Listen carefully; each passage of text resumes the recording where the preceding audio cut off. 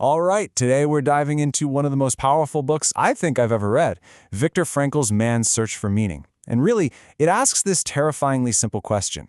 How do you find a reason to live when you are faced with just unimaginable suffering? And this is the question right at the very heart of the book. I mean, just think about it for a second. If everything that makes you, you, is stripped away, your name, your job, your family, your freedom, what is actually left? What really remains of a person? The person who answers this for us is Viktor Frankl.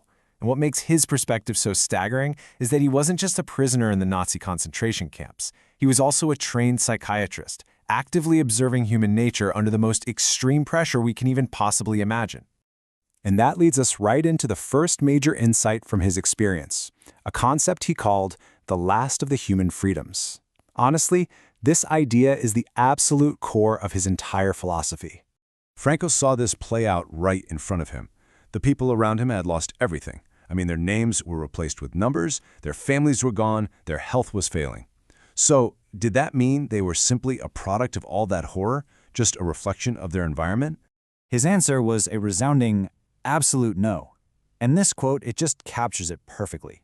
He realized that literally everything could be taken from a person except for this one single thing, the last human freedom, the ability to choose your own attitude, to choose how you respond to what's happening to you.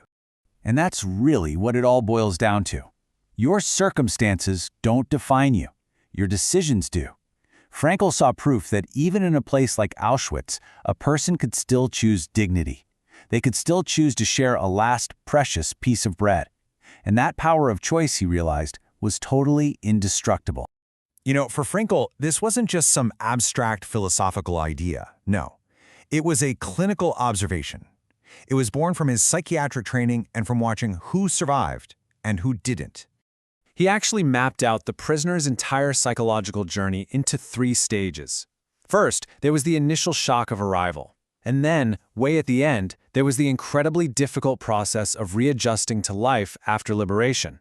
But the longest and most critical phase, the one where survival was really decided, was that second one, apathy.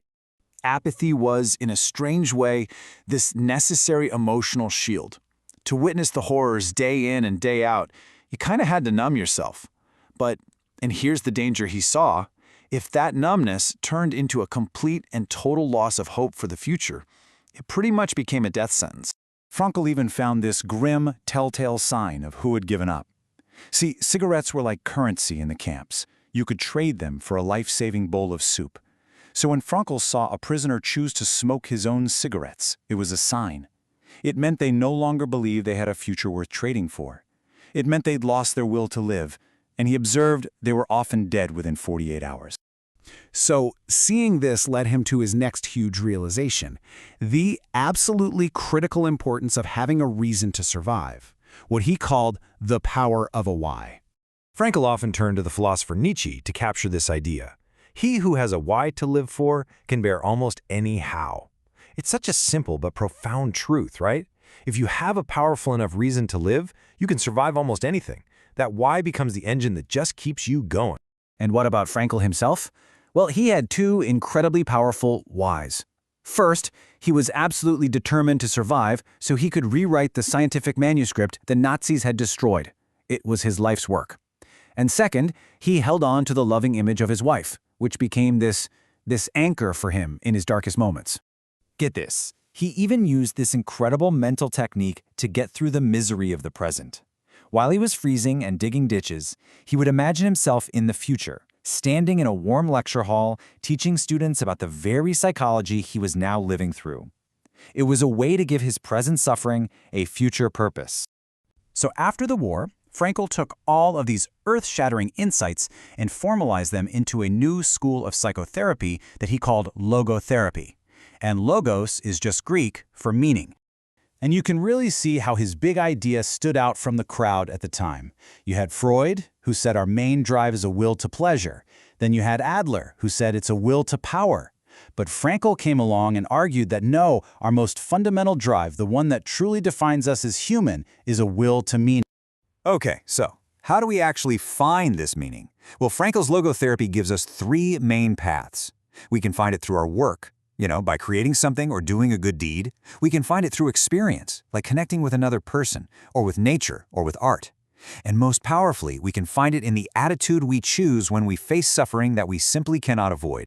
And that third path, that's the key to this concept Frankl called tragic optimism. It's a fantastic phrase. And it's not about pretending that tragedy is somehow a good thing. No way. It's about the incredible human ability to turn unavoidable suffering into a personal achievement. He once told this just powerful story about it in action. He was treating an elderly doctor who was just devastated, couldn't overcome the grief of his wife's death. So Frankl reframed it for him. He suggested that the doctor's suffering was actually a sacrifice. Because he outlived his wife, he had spared her this very same pain. Now, the suffering didn't magically disappear, but suddenly it had a noble meaning. It became bearable. And this all leads to a really profound challenge to the way many of us think today. Frankl's ultimate point is that you can't just chase happiness directly. Happiness, he said, isn't the goal, it's a byproduct. It only shows up when you dedicate yourself to a cause or to a person outside of yourself. And that leaves us with one final and maybe the most important question of all.